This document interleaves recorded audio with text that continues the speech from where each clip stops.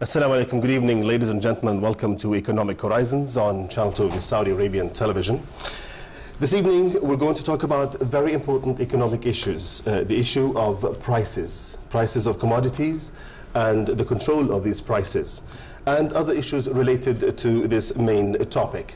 With me in the studio is Dr. Mohammad Qunaibet, an Economic and Energy Affairs Committee member at the Shura Council, and also Dr. Abdulaziz Turkestani, who is the Dean of the Administration and Humanities Sciences College in Al-Majma'. Welcome to the program, gentlemen, and thank you for being with us. Thank you very much. Yes. And we'll be joined by Mr. Kamil Wazni, an economic analyst from Dubai, later on. Gentlemen, let's start by talking about the control of prices. Are they being controlled here in the Kingdom of Saudi Arabia? And why is it that some prices of commodities have gone down and others haven't? Dr. Mohammed. Thank you very much for the invitation. In an open economy and market economy, there is nobody can control it. Control prices or commodities. It's supply and demand that what will control it. That's that's number one. Number two, for the prices of commodities that you said, some of them went down, some of them did not. Again, it's tied with the international supply and demand. Basic commodities. Wheat has gone at least 30% down, which is one of the basic commodities. Other goods and commodities are coming down a little bit, but again, it's an economic phenomenon. Price goes up very fast and they come down very slowly. It's especially for final product, but for raw materials like oil, it went up very fast and came back down very fast, mainly due to the financial crisis. Otherwise, the decline would be more gradual than what happened during the past 4 months. If you compare this oil boom and to the previous one in the late 70s and 80s, you see the price rise was smooth, and also the price decline was smooth over years, but this time over 3 months it came down. Very nice, Dr. Well, maybe 2 more points regarding the freight and the shipment cost also. Because of those circumstances internationally, I think it's also increased up to sometime into 10 to 15%, which is also affected on the commodity price in Saudi Arabia. Plus, the other point is the insurance. Because of all those circumstances, insurance price also has been increased for such 5% in some cases. Those points that we mentioned, it's actually help that all the international economic situation is increased, and obviously has been reflected on the Saudi economy. Absolutely. So Dr. Mohammed, you're saying that it's very hard to control prices in an open market. So what about consumer protection? What about how do we kind of control the greed of investors or businessmen or traders? Well, I don't think there's greed. I think there's supply and demand. What's happening in the market is supply and demand, and the prices of oil increase internationally, so definitely oil is an input for, as Dr. Aziz mentioned, in everything from insurance to shipping, so everything went up at the time. Again, it went up gradually, so the consumer has to pay for it. Countries do intervene, and if they did, usually in terms of subsidies. But if you claim that you follow a market economy, there is no way you go into the market and price things. If you do, you'll be going to the communism or socialism, and that system has collapsed in 1990. So again, what we saw in the market during the past 2 years, and the inflation, the causes in Saudi Arabia, the inflation or the increase of price has 2 causes: one local and one imported. The local, again, the increase of the real estate, the increase of building materials, some services. The imported inflation due to 2 things: number one, the exchange rate against the real. Number 2, the increase of basic commodities, as you mentioned, all of them. So these two factors, the imported and the local inflation, that was contributed to the increase of prices. Again, the usual, as I said, it will go up fast, but coming down will be a gradual. But the government to intervene, it has to subsidize some basic commodities, like what they are doing now, for rice, even though it's nothing. Wheat, they subsidize it, a lot.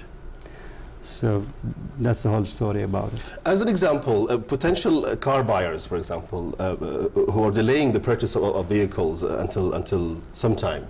This is according to some media reports that the prices will go down, and they're expected to fall between 20 and 40%. They are still faced with a reality that's not according to what they expected, that the prices have not gone down yet. Okay, again, you have here an authorized agents, kind of monopolizing each brand. So they would not allow price to go down by 20–30% right away, because they have, stocked already. So prices will go down gradually. However, and unfortunately, the government, in the name of the customs, they increase the monopoly of the agents when they banned the import of used cars beyond 5 years old. This is a subsidy to the authorized agents. There is no sense for banning the imports of 5 years old cars. So I don't know why they took this decision. That decision really works against consumers. If you want to protect consumers, this should be abolished. Because cars will last for 20 years. Okay, you ask for the imports to be according to our specifications, but you don't ban them. So this is one of the reasons for the prices for cars did not come. One of them is the authorized agents. The other one is the the restriction on importing used cars. Both of them work in that way. Again, there's no. It's true the automotive industry is suffering a lot, but they don't slash prices like they slash it for jackets or clothes. It takes a while to come down. We can make a little bit differences between the consumer products and the industrial products. Right. If we consider the automotive industry like cars, or a little bit on the industrial products, which is, as Dr. Mohammad mentioned, it will last for like more than 10 to 20 years, then the issue is different now, treating by the government and the obvious role of the Ministry of Trade.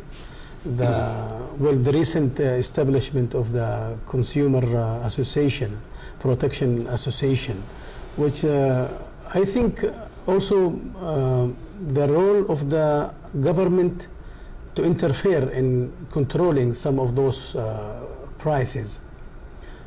It worked a little bit for sometimes. The international economic crisis which happened a few months ago helped more to decrease the price of the local products, and they found themselves that they are in the position that they have to reduce the price.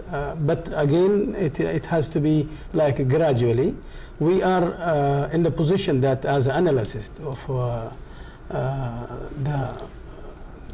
the consumer behavior in the Saudi market, we monitor that there is a little bit awareness now again from the consumer side. After they announced, the ministry also announced some of regulation, whatever, they announced also the toll-free numbers, and a lot of those supported services that it help a little bit of the awareness of the public of what they buy and what they don't have to buy.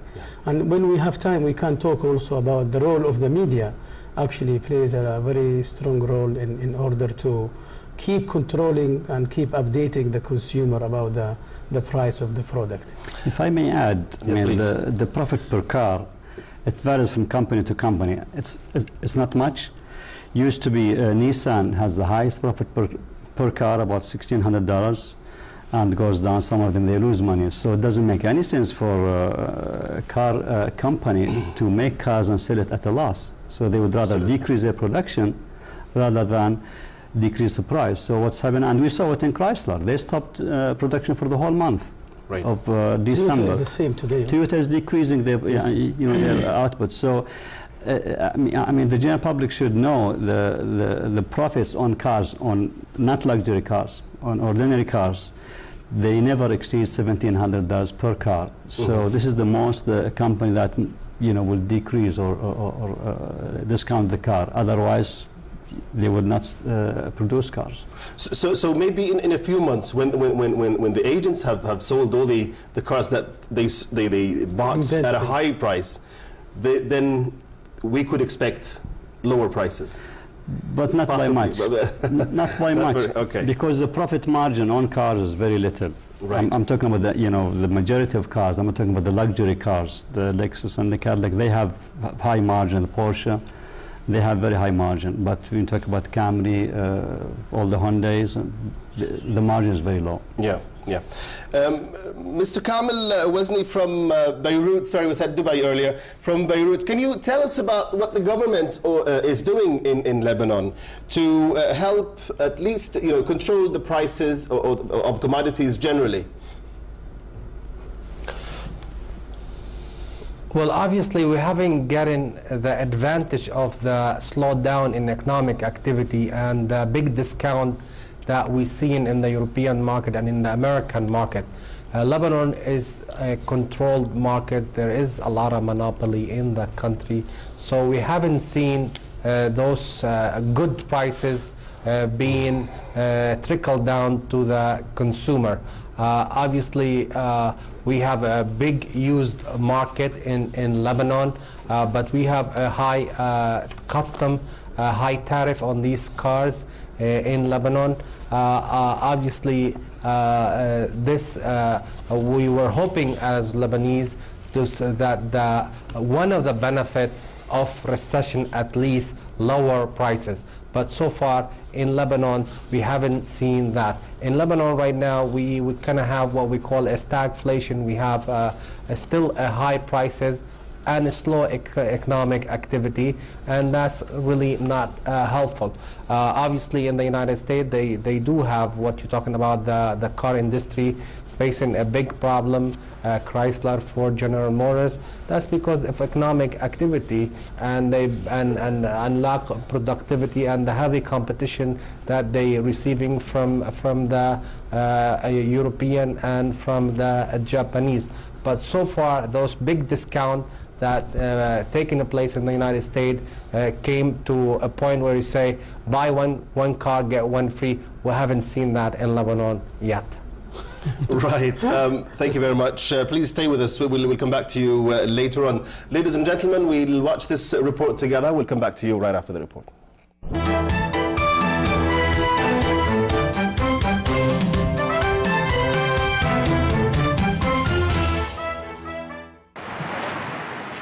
Every country in the world is being hit by the global financial crisis. Saudi Arabia, for an alarming third time, the country had to alter interest rates to avoid economic implosion. On the other hand, the United Arab Emirates is catching a cold as well, as it regulated the movement of a property merger to contribute to the stemming of the credit crunch tide. It seems that alongside the inflation and recession in the United States, bricks are being shipped out of the Arabian economies as well. Saudi Arabia is the globe's largest producer and global exporter of crude oil and other petroleum products. The dependency on these particular exports are obvious in all the four corners of the globe and in all three worlds. Even the Chinese economy, long the biggest engine of growth for oil demands, seems to be cooling. On the other hand, at the beginning of the last year, OPEC producers felt confident that strong economic growth and tight supplies would keep oil prices high. But now, panic is gripping producers as prices drop. Oil is down by half, and the speed of the decline has stunned oil-rich governments that have become dependent on high prices.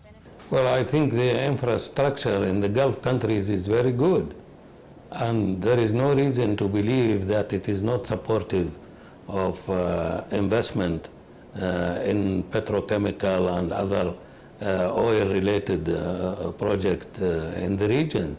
In fact, the petrochemical industry in the Gulf countries now is almost 20% of the world total capacity.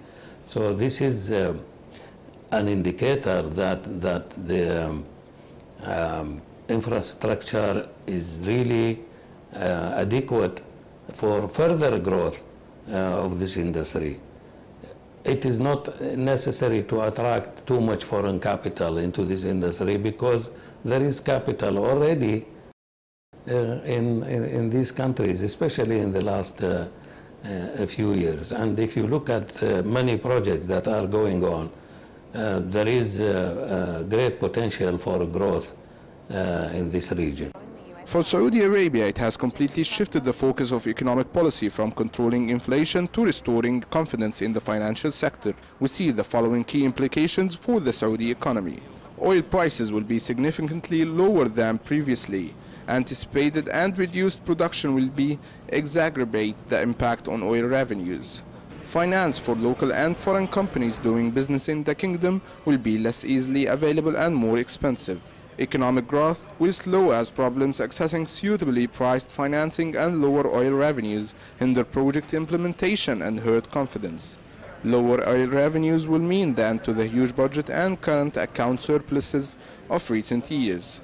Sharply lower commodity prices and a strengthening of the rial will cause inflation to fall back rapidly over the next 12 months.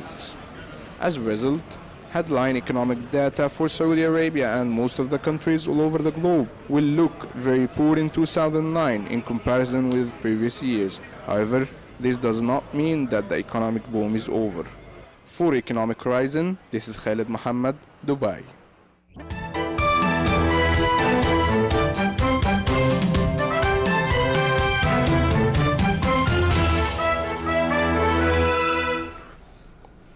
Welcome back, ladies and gentlemen, to Economic Horizons. We've been talking about the prices of commodities. Dr. Mohammed, can you tell us a little bit about the Consumer Protection Association or Society?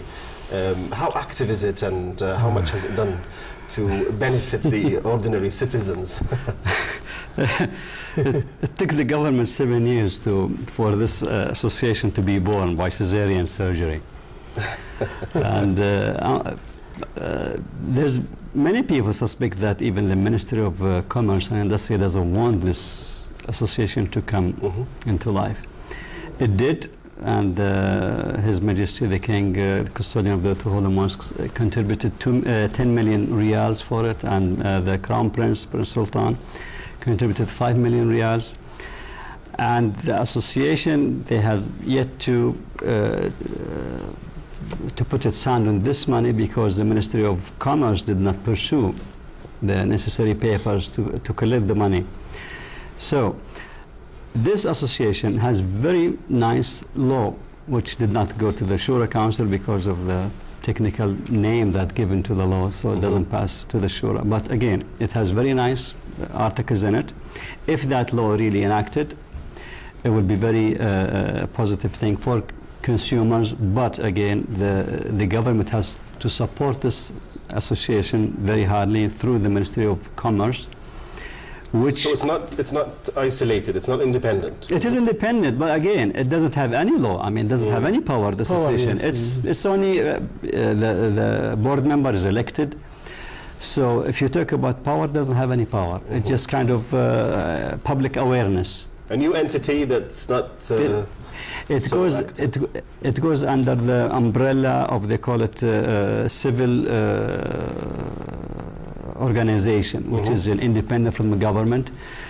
But NGOs, yes, it's NGOs, and but again, if the government doesn't support this kind of association or societies in terms of enforcing the laws, especially there's a law was passed, I think, 7 years ago, 8 years ago, called the competition law.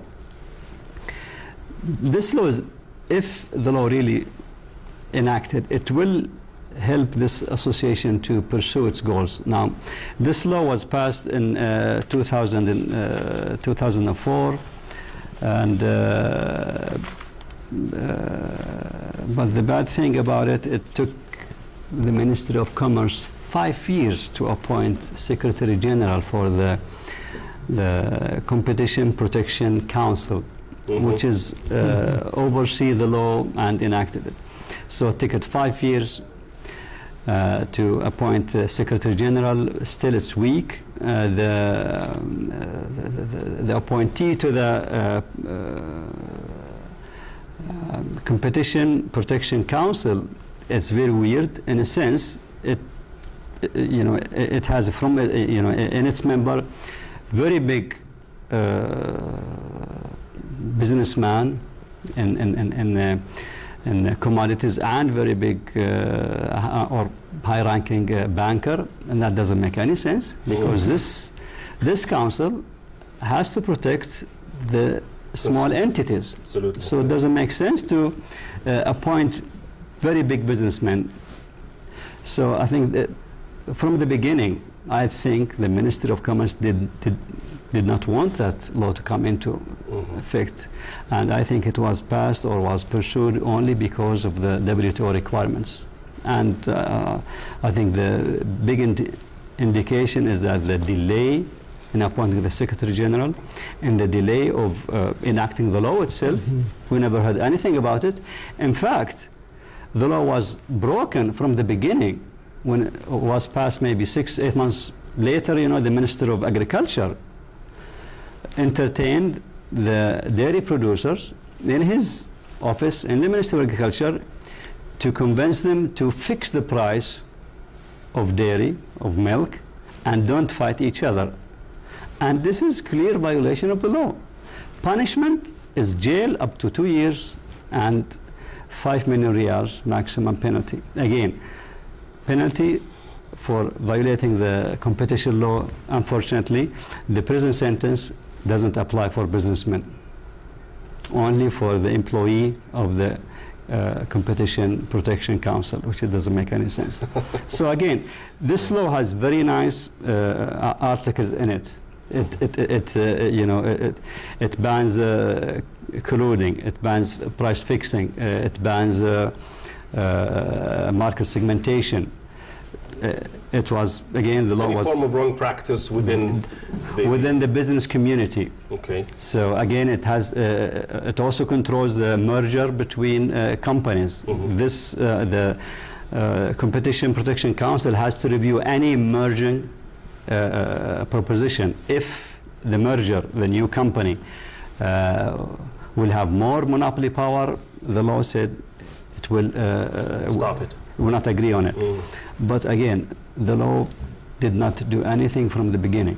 Is this being discussed in the Shura Council, Dr. Mohammed? Or? Our job in the Shura finished when we passed the law about 7 years ago. It went to the Council of Ministers, which approved it. Again, we had disagreement between the ministry and us.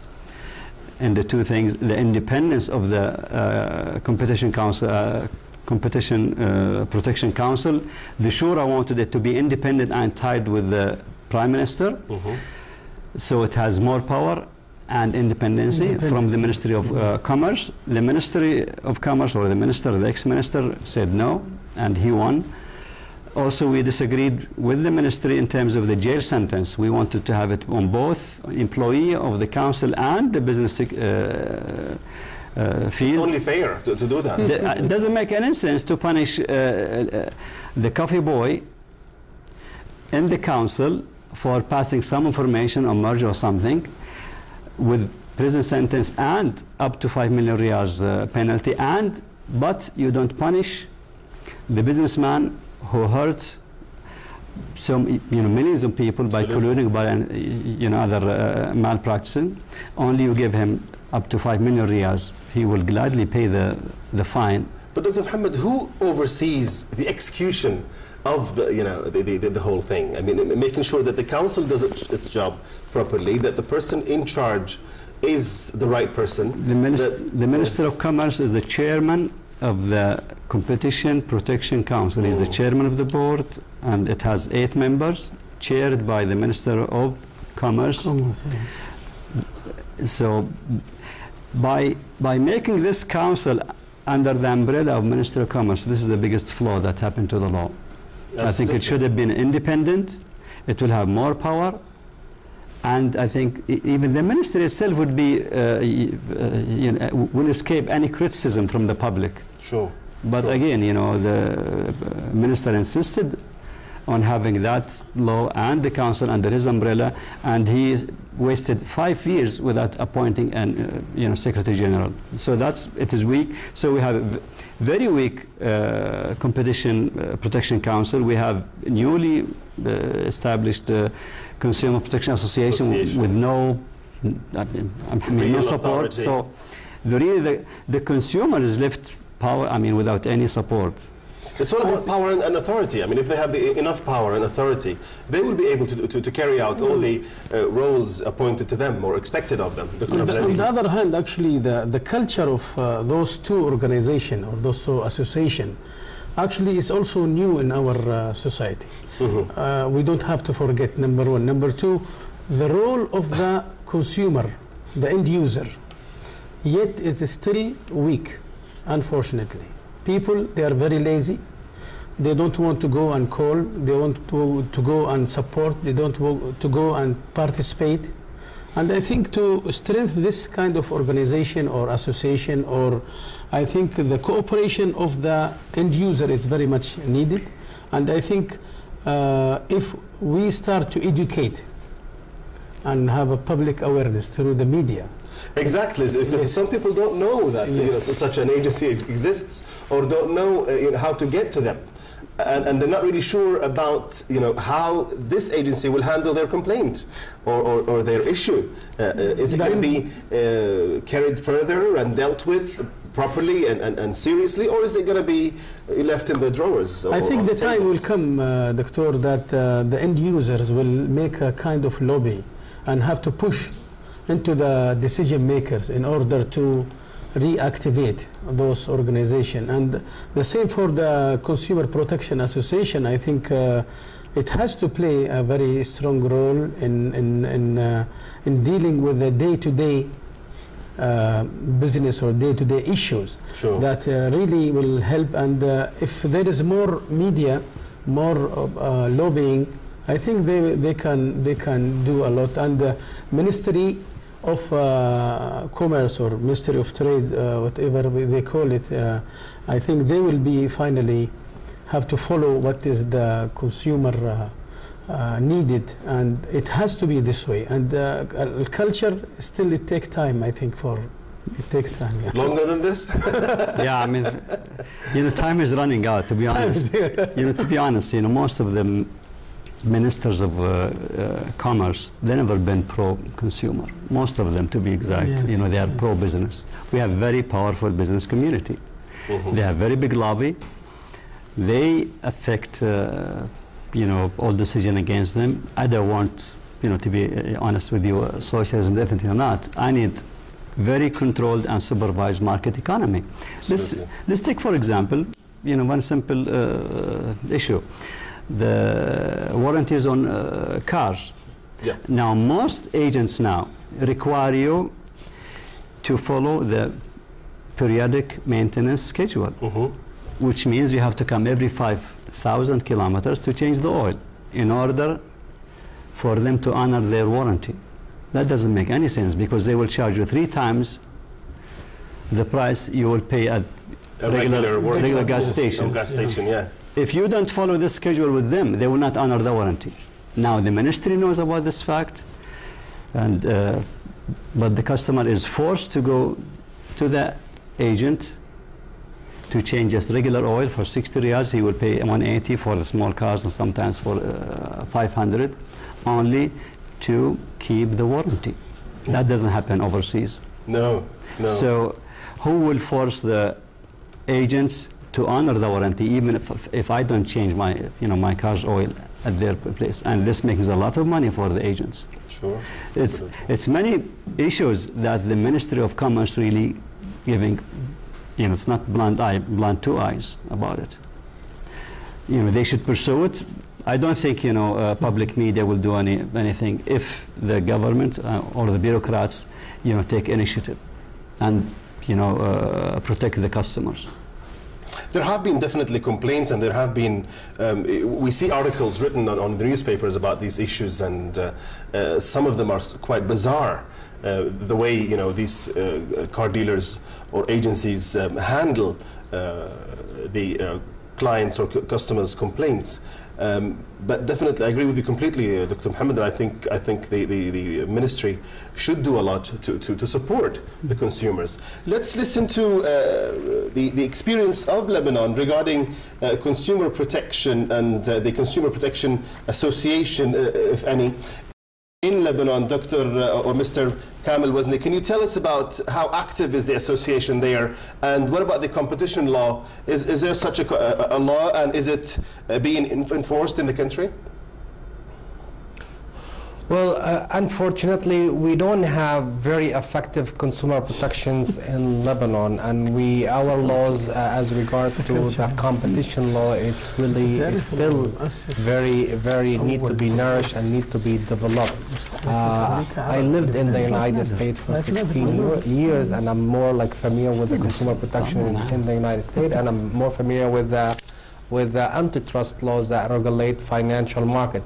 At every developed country or some undeveloped country, like my country, we've seen that these laws, even they're written and they've been sometimes rigid, like the way it is in the United States, when all these laws didn't really help.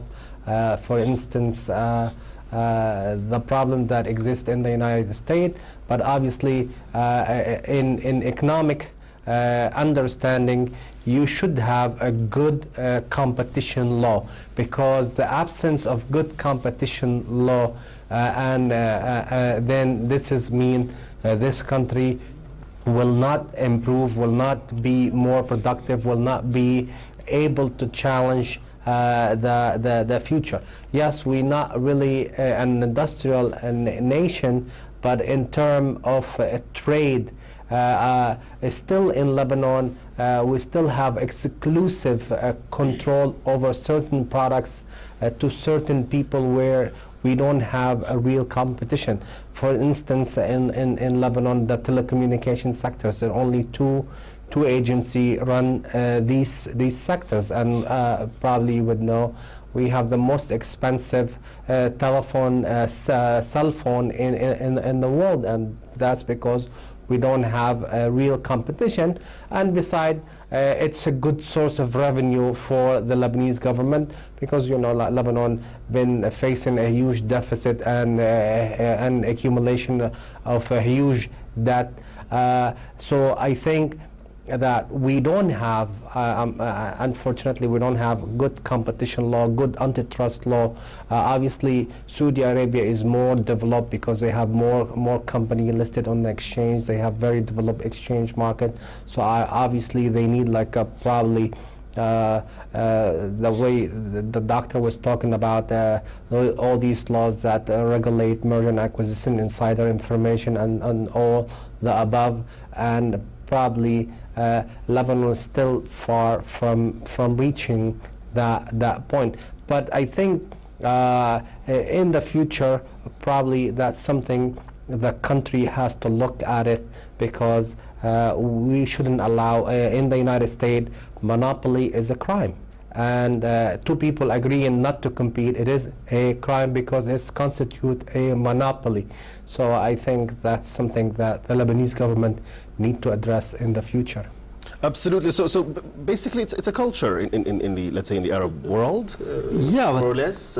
It's a culture, but we don't have to reinvent the wheel. Mm-hmm. You know, the Western world already started competition laws. Our competition law was based on Western forms of it. You know, Dr. Aziz was mentioning a few seconds ago, the father of the consumer advocate in the USA is an Arab Lebanese, Ralph Nader. So he went head on with the big guys, with GM and Ford, because he claimed at the time, 1960s, that those companies has invented some products that will benefit the customer, but did not install it on cars because they will save a few dollars. Okay. And he was famous for making them comply with So here laws. We have the laws. Our problem in Saudi Arabia is not that we don't have laws. Our problem is we don't apply the laws and we don't punish the violators. Doesn't this apply to a few things? Many things. Many things. I mean, the Capital Market Authority has done a great job in making the laws, but there needs to be more the traffic law. Well, I think we should take initiative. Somebody has to ring a bell, and somebody has to take initiative in order to.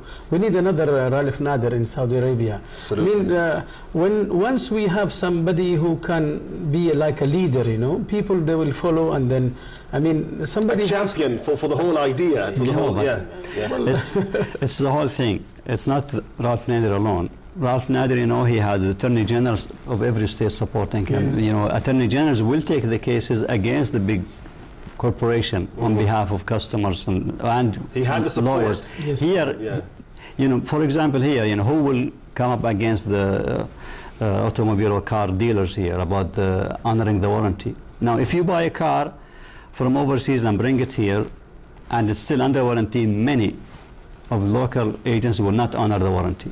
Same thing with other products. But the companies that make these, the original companies, I don't think they know about this. No, if they it's do. reported to them, they will definitely make a big fuss about it. It happened to me. If you contact them and be persistent, they will force the dealer to honor it. But again, they push you to the limit. Right. So why not the Ministry of Commerce be very tough with agents? It's a shame to know that the companies that kind of did without the agent, they do honor warranties better than the companies or products that they still have agents. I went to, I don't want to give names. Names, Yeah, I bought product from the United States, brought it here, took it to the agent, to the company. There is no agent anymore. They honor the warranty. Other people in cars and other products, if they have authorized agents, they would not honor it. Unfortunately. And they do make use of the ignorance and the people not knowing the rules. They do make use of that. They think that people don't know the rules and they don't know the policies, and they make use of that, which is very unethical. I think they should be the ones who give you the rules and the policies. It is a kind of integrated reasons, and we have to have all this in one, and I think it's just a matter of time. I don't want to spend another 10 years in Spain saying this, but let's be very honest now. When we face those kind of problems, usually as an theoretical people at the university, usually what we do, we put an education system, we put education strategies, we put more public awareness, more media use. You have no other choice except that you have to teach the customers, you have to teach the audience, you have to teach the locals that you have a right. When you tell him that you have a right, people are leaning to be more lazy. Say, Sheikh, we don't have time, I have to go and only for 5 riyals, but 5 riyals nowadays is make a lot. And $1 in Ralph Nader's case was a lot when we read about him. So theoretical part we have to do, and we have just to be, more strong in appealing. So day by day, I think, we don't fighting for our rights as customers. Yeah, that's quite essential. Ladies and gentlemen, we will continue our discussion right after this report.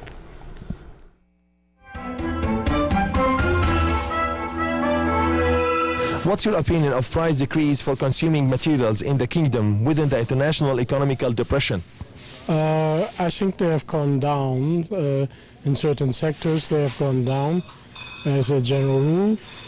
If they will be reflected for the consumer, it's still too early to say. It will take some time, but I think the consumer will feel it probably this year. Until the summer, they will feel some decrease in prices, for sure. It's not that there is a little bit decreasing the pricing, but it's not on a major, and some people are expecting more decrease within the consumer materials. I think it's now it's become much better. All the items, it's become more cheaper. I don't think our economy is reacting as fast as we expected in terms of the retail products. It's taking time to realize the decrement in these prices as a result of the international depression. Personally, I think I haven't seen much of a price decrease here. I've been here for about 2.5 months. And the prices actually here that I've noticed are higher than where I've been in the past.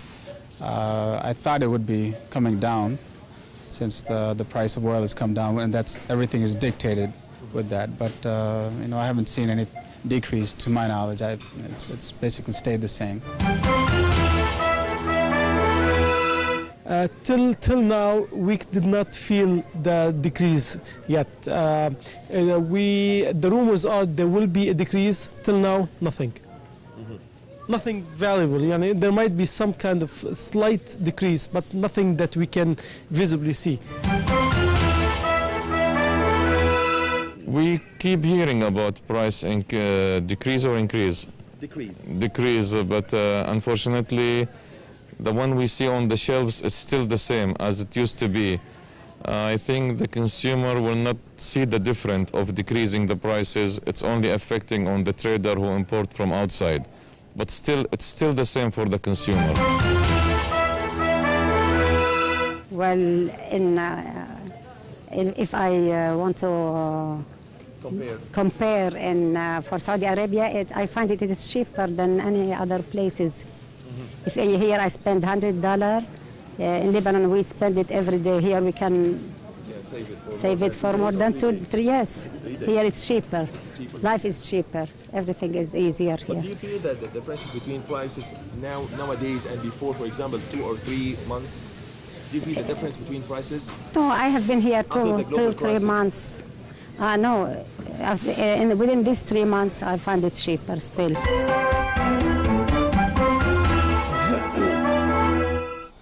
Welcome back, ladies and gentlemen, to Economic Horizons. We've been talking about prices of commodities and also about the consumer protection. We've been talking about the Consumer Protection Association and some other issues related to the main subject of controlling prices. So basically, Dr. Mohammed, if we have a rather weak Consumer Protection Association and a competition protection council that's not so effective and not so, what is it that we can do to protect our consumers? I mean, what is it that the government can do? What is it that we can do as consumers ourselves to protect ourselves?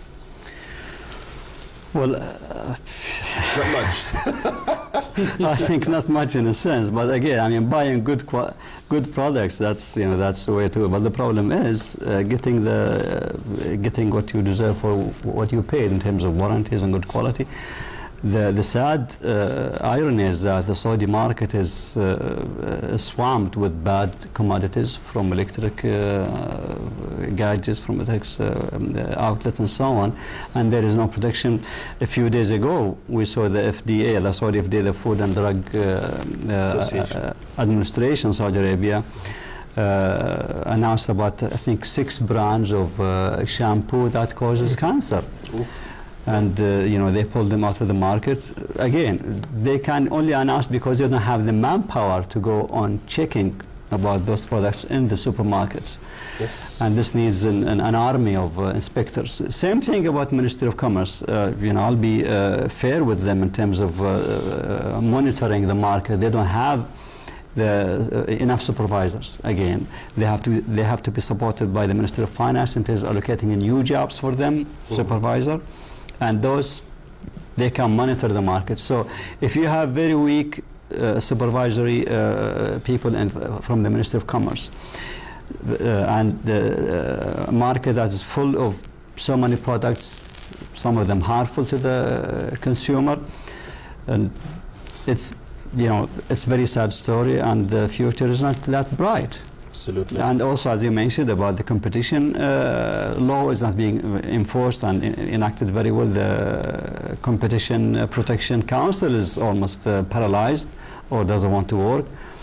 And newly born Consumer Protection Association without any financial support so far. And I think, again, you know, the Ministry of Commerce is really, I think they don't want it to go, to come up as powerful as other societies or associations overseas, because, again, we have very powerful business lobby here. So, but again, the fight between forces, that's what really makes countries to advance. Definitely. Definitely. Dr. Abdulaziz? Well, I think I totally agree with Dr. Mohammed say. Plus that, I think one of the main role of those associations supposed to be request all type of peoples and government offices and semi-government offices and local administration offices plus universities plus media. They have to all to come together in order to help, in order to enforce what is supposed to be doing for this association. And you have no other choice. I mean, announcing the 8 type of shampoo, 6 type of shampoos and melamine from the Chinese milk, and it's very dangerous for our health, and I mean for the kids, for our generation. I mean, there should be some way that we have to be work very hard together, and I think it has to be a mass protection using all type of people, all type of tools in order to make this awareness and force those people that they are increasing the price, that they have to, I mean, with the due respect with all those nationalities and all those expatriates that they are working, when they know that there is no control, there is no supervision, there is no direct punishment of what they are doing, and you can see everyday media, you just hear all so kinds many of sad, catastrophes. Absolutely, yes. so sad stories, and the only loser is the consumer. Sure. But Dr. Abdulaziz, can you tell us, now, if you look at the behavior of Saudi consumers generally, do you see any negative behavior? Do you see that they're not really well aware of how to evaluate a particular product? When or do they try it, and then when something really happens, then they change it? Or when we put like triangles, then you segment the market, segment those consumers. The top people, which is like we can say 20% of them is they don't care about the price, and the image and the image of those 20% that they are rich enough and they don't even want to ask about it, the price, whether it is expensive or not expensive. The lower part is, if we can say, another 10% of those really very poor people, but the majority of this triangle is the middle class people, and middle class people they have to play a very strong role in order to make themselves some ways to protect their rights, in order to keep the minimum requirement of both the government agencies and or the businessman or those companies are willing to play with them. So I think the majority of those middle class people, and of which is we claim also as a Saudi people, most of us are like a middle class people, and I think we talk about this with Dr. Mohammed. I think he can maybe more emphasize about elaborate. We got 3 minutes before the end of the program. Let's just get one last word from Mr. Kamil Wazni from Beirut. Mr. Wazni, can you just in less than a minute tell us, what do you predict? Do you think that prices generally will go down of commodities generally in Lebanon, and is there any hope that you will have more active consumer protection agencies or association? Well, we hope so, and I think that the prices of commodity, some of it as food, as some foods, has to come down, because this has to do also with supply and demand and some environmental impact, like if we have enough rain or sort of that things. Obviously, the lower oil prices, it should help. It should help to lower prices, because manufacturing obviously could use more oil at lower cost. But I think the next year could be for the oil market, which really impact every other prices. It's going to be volatile. Now we're seeing probably like middle to low prices, but I don't think these prices will be as low as it is right now. And I think probably Lebanon will not reap the benefit of lower prices anytime soon. Once the prices have risen in Lebanon, probably most likely will stay the same, if not they increase. Thank you very much, Mr. Kamel Wazni. Dr. Mohammed, one last word before we end the program. I think protecting the consumer should start from the government. You have to protect him or her from copy products. There is no respected market in the West that allows copy products to be sold legally. You go now into the market and you can buy so many either spare parts or commodities with the same packaging as original. Absolutely. And the average consumer doesn't know or cannot distinguish between them. So if you don't protect the consumer from these criminals by applying very harsh punishment on them, there's no way you can protect the consumer. If I may, just one example. In America, there's a company known by the name ADM. It's deals with you know, wheat and corn and so on. They caught them red-handed, colluding with another company to fix prices. They punished them too. $200 million fine and 5 years jail sentence for the CEO. Now here you see a minister inviting dairy producer to his ministry to fix prices, and nobody blinks an eye. Interesting comparison, and let's hope that inshallah, you know, the future will be better in regards to protecting consumers. Dr. Abdulaziz, thank you very much for being with us. Dr. Abdulaziz Turkestani, Dean of the Administration and Humanities Sciences College, King Saud University. And thank you very much, Dr. Mohammad Qunaibet, Economic and Energy Affairs Committee member at the Shura Council. And many thanks to Mr. Kamel Wazni from Beirut. Ladies and gentlemen, that's the end of our program. Thank you for being with us. Good night.